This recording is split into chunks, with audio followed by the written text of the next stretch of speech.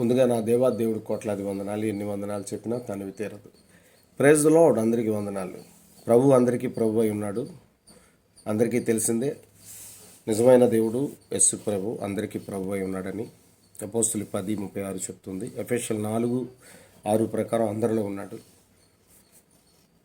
ఖచ్చితంగా ఒక దినము అందరూ ఆయన దగ్గరికి వస్తారు, రావాలి కూడా. ఈ కీర్తనలో 65:2 కూడా ఒకసారి చదువుతున్నాను. కీర్తనలో 65:2 చదువుతున్నాను. శ్రద్ధగా ఈ మాటలు వినండి. 2 ప్రార్థన ఆలకించేవాడా, సర్వ శరీరులు నీ యొద్దకు వచ్చెదరు. ఎందుకంటే ప్రతి ఒక్కరు వస్తారు. ఎందుకంటే అందరికీ ప్రభు అయి ఉన్నాడు కనుక సర్వ శరీరులు ఒక దినము ఆయన దగ్గరికి వెళ్తారు. ఎప్పుడు వెళ్తారంటే, బ్రతికున్నప్పుడు చాలామంది తెలియక ఉన్నారు, కానీ చనిపోయాక ఖచ్చితంగా, అంటే బ్రతికున్న వారు యేసు ప్రభు దేవుడని నమ్మక దూరంగా ఉంటున్నారు, కానీ చచ్చిపోయాక ఖచ్చితంగా ఒక దినం దేవుడి దగ్గరికి వెళ్తారంట. ఎందుకంటే సమస్త శరీరులు ఆయన దగ్గర చనిపోయిన తర్వాత ఆయన కళ్ళ ముందు అందరూ ఉంటారంట. ఒక దినము అక్కడ తీర్పు జరుగుతుంది, మంచివాడు చెడ్డవాడు. అప్పుడు సచ్చినట్టు ఎవడైనా సరే, ఎంత కోటీశ్వరుడైనా, బిల్ల అయినా, ఎంత ఎలాంటోడైనా ఆయన దగ్గరికి వెళ్ళవలసిందే. ఎందుకంటే ఆయన చూడకంట ఎవడు నరకానికి పోడు, ఆయన చూడకంట ఎవడు పరలోకానికి పోడు. ఒక దినము ఇక్కడ యేసు ప్రభు వద్దు అనుకున్నవాడు ఆయన దగ్గరికి వెళతాడు. ఆయన కళ్ళారా చూస్తాడు, గుండెలు కొట్టుకుంటాడు, అయ్యా నాకు తెలియలేదయ్యో, నన్ను క్షమించయ్యా, నన్ను రక్షించయ్యా అని ఆ రోజు మొరపెట్టుకుంటే ప్రయోజనం లేదు. నీలో ప్రాణం పోకముందే దేవుణ్ణి తెలుసుకో. నేను ఒక మాట, చాలామంది యేసు ప్రభు దేవుడని అంగీకరించక వారిలో ఏముందంటే భయంకరమైన పాపంతో నిండిపోయి ద్రోహులుగా మిగిలిపోతున్నారు. ఒకరికొకరు ద్రోహం చేసేస్తున్నారు, అన్యాయం చేసేస్తున్నారు. ఈ 2 మాటలు మీతో మాట్లాడుతాను. ఎవరైతే దేవుడు ప్రేమను తెలుసుకుంటారో, ఎవరైతే దేవుణ్ణి తెలుసుకుంటారో, ఎవరైతే దేవుడు మార్గంలో యథార్థంగా బ్రతుకుతారో, నీతితో బ్రతుకుతారో, వారు ఎవరికి ద్రోహం చేయరు, ఎవరికి అన్యాయం చేయరు. ఈరోజు ఈ వీడియో చూస్తున్న కొంతమంది సేవకుల కోసం మాట్లాడుతున్నాను, అందరి కోసం కాదు. కొంతమంది సేవకులు ముసుగులో మనుషుల స్వభావంతో బ్రతుకుతున్నారు. 2 వర్గాలుగా, సంఘాల్లో 2 వర్గాలుగా చేసి కొంతమందికి ద్రోహం చేస్తున్నారు. కొంతమంది విషయంలో కపటమైన ప్రేమ చూపిస్తున్నారు. వారికి ఖచ్చితంగా దేవుడు తీర్పు తీరుస్తాడు. అలాంటి సేవకులు ఎవరైనా ఉంటే సరి చేసుకోండి దయచేసి. భక్తులు కూడా ఎంతోమంది ఉన్నారు. అలాగే ఇంకా తెలియకంట, దేవుణ్ణి తెలియకంట చాలామంది మోసం చేసేస్తున్నారు. అందరికీ నమ్మించి మోసం చేస్తున్నారు. అయితే నేను ఒక మాట, కొన్ని మాటలు మీతో పంచుకుంటున్నాను. మలాకీలో 2వ అధ్యాయంలో 10వ మన అందరికీ తండ్రి ఒక్కడే కాడా? ఒక్కడే. మీరు రోమాపత్రికలో కూడా 3వ అధ్యాయంలో 28-29 చూసుకోండి. యూదులకైనా దేవుడు, అన్యులకి దేవుడు, అన్యులకి కూడా దేవుడే అనే మాట మనం చూడగలుగుతున్నాం. అందరికీ దేవుడు ఆయన.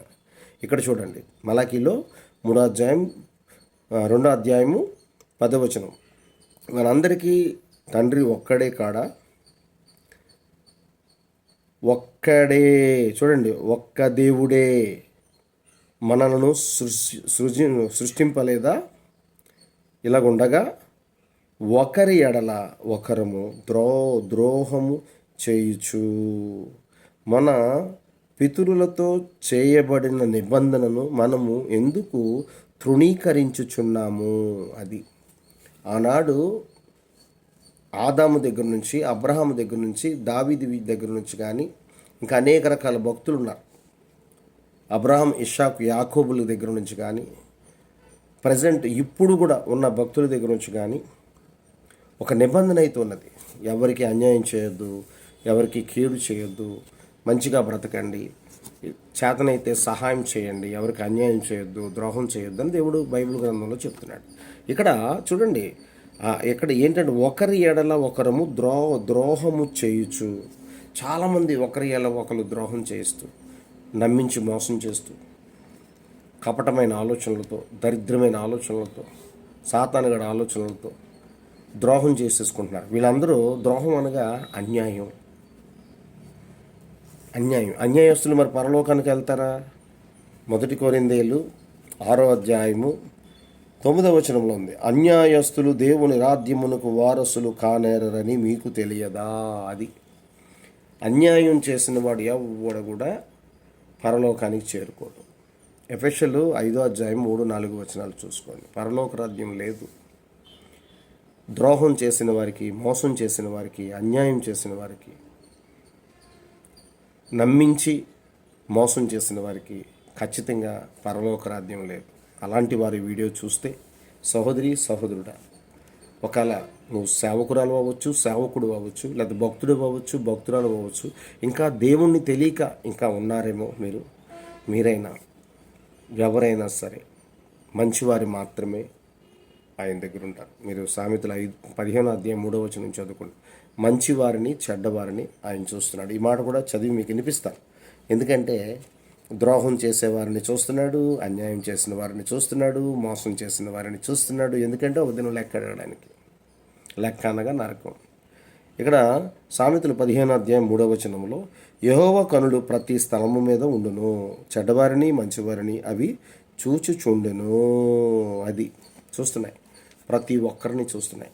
మంచివారిని మాత్రమే పరలోక రాజ్యంలో ఉంచడానికి, చెడ్డవారికి నిత్యాగ్ని, అగ్ని ఆరదు, పురుగు చావదు. అక్కడ నిత్యము కొట్టుకోవాలి. అక్కడ దయచేసి సేవ చేస్తున్న వారు ఎవరైనా సరే ఈ మాటలు వింటున్న ప్రతి ఒక్కరు కూడా ఎవరికి ద్రోహం చేయొద్దు, ఎవరికి అన్యాయం చేయొద్దు, ఎవరికి మోసం చేయకండి. చాలామంది డబ్బులు తీసుకొని వాళ్ళకి ఇవ్వకుండా వాళ్ళ మీద తిరుగుబాటు స్వభావంతో ఉన్నారు చాలామంది. పైకి మాత్రం బైబిల్ పట్టుకొని నేను దేవుడి బిడ్డని అని తిరుగుతున్నారు వాళ్ళు.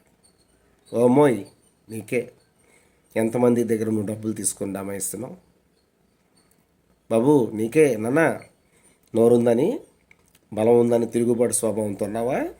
ఒకరోజు నీ బలానికి దేవుడు చూపిస్తాడు, తన బలం ఏంటో చూపిస్తాడు. బ్రతుకు మార్చుకో. ద్రోహం, అన్యాయం, అక్రమము ఇలాంటివన్నీ నీలోంచి తొలగించి దేవుని ప్రేమ, ఏ ఒక్కరికి రుణపడొద్దన్నాడు దేవుడు. ప్రతి ఒక్క రుణం తీర్చుకో, ఖచ్చితంగా దేవుడు నిన్ను రక్షిస్తాడు. నీవు కానీ అదే స్వభావం తేలితే పురుగు చావదు, అగ్ని ఆరదు. ఇది వాస్తవం. ఈ మాటలు వింటున్న ప్రతి ఒక్కరు కూడా దయచేసి, దేవుడు పరిశుద్ధమైన గ్రంథం చెప్తుంది, అన్యాయం చేసిన వాడికి పరలోక రాజ్యం లేదు, ద్రోహం చేసిన వాడికి పరలోక రాజ్యం లేదు, మోసం చేసిన వాడికి పరలోక రాజ్యం లేదు. మరి అనేక రకాల పాపాలతో ఎదుటివారిని కించపరుస్తూ దూరపరుస్తూ ఉన్నవారికి పరలోక రాజ్యం లేదు. బ్రతుకు మార్చుకొని అందరినీ ప్రేమించండి, ఎవరికి అన్యాయం చేయకండి, ఎవరికి ద్రోహం చేయకండి, నమ్మించి మోసం చేయకండి, దేవుని ప్రేమతో నింపబడండి. మనందరం సహోదరులుగా ముందుకు వెళదాం. God bless you all. Praise the lord.